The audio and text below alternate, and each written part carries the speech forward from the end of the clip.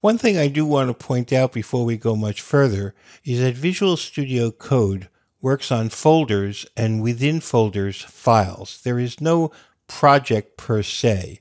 So over here in the Explorer, we see the name of the folder and the files that are in that folder. And it also shows us what editors are open. So if I open this, we're going to see that foreign.ts is open, even though it's not current at the moment. And we can switch back and forth here, or we can switch back and forth on top. But the key takeaway from this is that Visual Studio Code concerns itself with folders and with files. One of the advantages of that we saw early on is that we can go to the terminal, and if we are in the correct directory, let's see what directory I'm in. I am in the directory I want.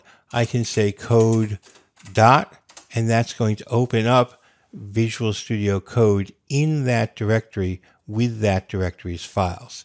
In fact, I can come up here and say File, Close Folder. That will take us back to the starting screen. And then if I go over to my terminal and I say code dot, it will once again open up Visual Studio Code in that folder. And notice that it remembers which files were open and which file was current.